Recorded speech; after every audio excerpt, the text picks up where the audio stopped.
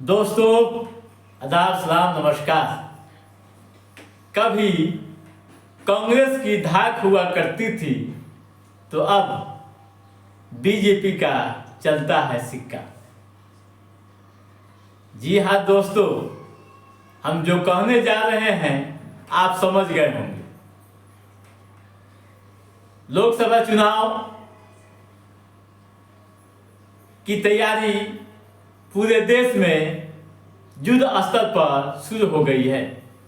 तमाम पार्टियों के आला कमान पूरी तरह से सक्रिय हो गए हैं और जनता के बीच पहुंचने लगे हैं। कहीं रैलियां हो रही है तो कहीं सभाओं का आयोजन किया जा रहा है। इस बीच राजनीतिक कयास लगाए जा रहे हैं और समीकरण तैयार किए जा रहे हैं। दोस्तों, हम अपनी बात कर रहे हैं पूर्वी चंपारण लोकसभा सीट के बारे में। यह सीट कभी कांग्रेस के लिए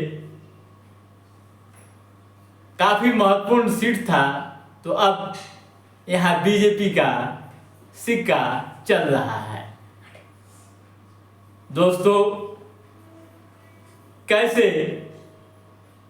यह कांग्रेस की सीट रही और कब सीपीआई के खाते में गई और कब बीजेपी यानी भारतीय जनता पार्टी का सिक्का चल रहा है, इस पर हम विस्तार से चर्चा करेंगे और जानने की कोशिश करेंगे कि इस लोकसभा सीट क्यों है चर्चित और क्यों सबकी निगाहें यहाँ रहती है। दोस्तों, दादा मोहन सिंह यहाँ से सबसे अधिक बार सांसद रहे हैं। अभी भी वे यहाँ के सांसद हैं।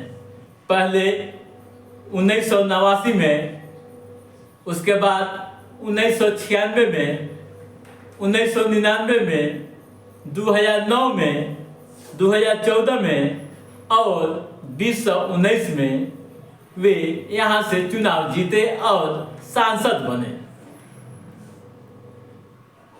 इस दौरान बीच में वे केंद्रीय कृषि मंत्री भी बने थे। दोस्तों, 2004 में एक बार डॉक्टर अखिलेश प्रसाद सिंह यहाँ से चुनाव जीते थे राजद कोटे से और वे भी मंत्री बने थे। पूर्वी चंपारण गांधी की कर्मभूमि है। पूर्वी चंपारण गांधी की कर्मभूमि है और यह स्थल पूरी दुनिया को शांति व ज्ञान का संदेश देती है। एक तरफ जहां विश्व प्रसिद्ध केसरिया का बौद्ध स्तूप है, तो वहीं लौरिया में अशोक स्तंभ भी है। महात्मा गांधी की यह सत्याग्रह स्थली है। ये तो हुआ संक्षिप्त इतिहास इस जगह के बारे में, लेकिन आइए हम थोड़ा और आगे बढ़ते हैं इस संसदीय क्षेत्र के बारे में जानने के लिए। दोस्तों, पूर्वी चंपारण लोकसभा क्षेत्र 2008 में हुए परिसीमन के बाद आया, यानी 2008 से पहले मोतिहारी संसदीय क्षेत्र बोला जाता था, यानी मोतिहारी लोकसभा सीट हुआ करती थी। 2008 के बाद पूर्वी चंपारण संसदीय क्षेत्र बन गया। आजादी के बाद यह क्षेत्र लंबे समय तक कांग्रेस का गढ़ रहा है।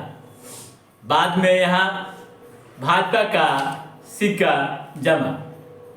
दोस्तों, इस सीट से अब तक 6 बार कांग्रेस व भाजपा के सांसद रहे हैं, यानी 6 बार कांग्रेस के व 6 बार भाजपा के सांसद रहे हैं। वर्ष 1952 से लेकर 1971 तक कांग्रेस के विभूति मिश्रा ने संसद के रूप में इस क्षेत्र का प्रतिनिधित्व किया था। और आगे बढ़ते हैं। 1984 में प्रभावती गुप्ता कांग्रेस से ही यहाँ की सांसद बनी थी। इसके बाद भाजपा का दौर आता है, यानी प्रभावती गुप्ता के बाद भाजपा का दौर आता है। वर्तमान सांसद राधा मोहन सिंह सबसे पहले 1989 में यहाँ से सांसद बने थे। इसके बाद 1996 में व 1999 में भी जीत हासिल की। दोस्तों, वर्ष 2004 में डॉक्टर अखिलेश प्रसाद सिंह की यहाँ एंट्री राजद से होती है और वे चुनाव जीतते हैं। ठीक है। और उसके बाद थोड़ा समीकरण चेंज होता है, लेकिन इसके बाद वर्ष 2009 का जब चुनाव होता है तो फिर राधा मोहन सिंह चुनाव जीतते हैं, यानी अखिलेश सिंह को पराजित कर सांसद बनते हैं।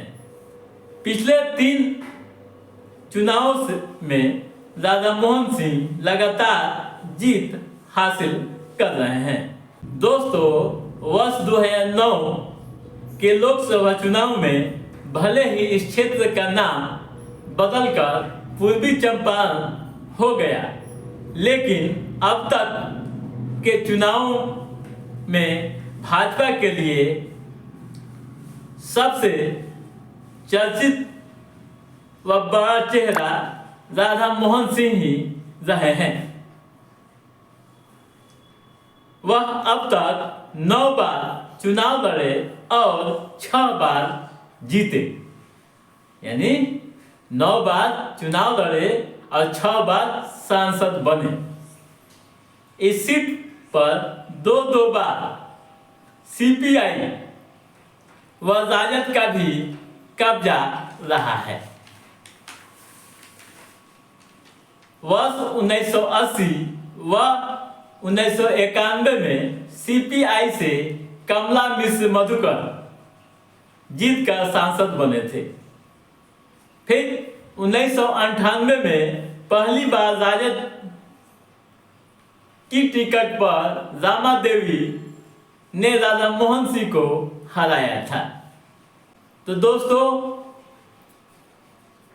ये हुआ पूर्वी चंपारण संसदीय क्षेत्र का संक्षिप्त ब्यौरा कि कब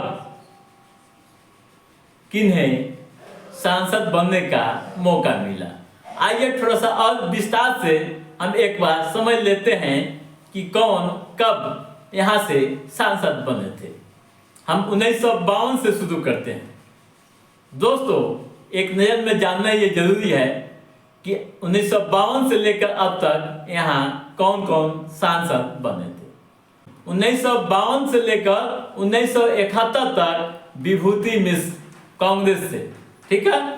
1977 में ठाकुर रामपति सिंह जनता पार्टी से, 1980 में कमला मिश्र मधुकर सीपीआई, 1984 में प्रभावती गुप्ता कांग्रेस, 1989 में राधा मोहन सिंह भाजपा, 1991 में कमला मिश्र मधुकर सीपीआई, 1996 में राधा मोहन सिंह भाजपा, 1998 में रामा देवी राजद, 1999 में राधा मोहन सिंह बीजेपी, 2004 में डॉक्टर अखिलेश प्रसाद सिंह राजद, 2009 में राधा मोहन सिंह, 2014 में राधा मोहन सिंह और 2019 में भी राधा मोहन सिंह ही यहाँ से चुनाव जीते थे। अब अगला चुनाव होने वाला है। वैसे तो राधा मोहन सिंह ने यह ऐलान कर दिया है कि वे चुनाव नहीं लड़ेंगे। अब यह देखना काफ़ी दिलचस्प होगा कि आगामी चुनाव में यहाँ की जनता किसे अपना साथ देती है और सांसद बनाती है। तो दोस्तों, आज के इस एपिसोड में बस इतना ही। हमारा यह एपिसोड कैसा लगा आप लाइक और कमेंट करके हमें ज़रूर बताइएगा। यदि आपने हमारे चैनल को सब्सक्राइब नहीं किया है तो सब्सक्राइब भी कीजिएगा, ताकि पॉलिटिकल गतिविधियों से संबंधित जो भी अप टू डेट है उसे हम समय समय पर आपके बीच पहुंचाते रहेंगे। तब तक आप अपने दोस्त को दीजिए इजाज़त। नमस्कार।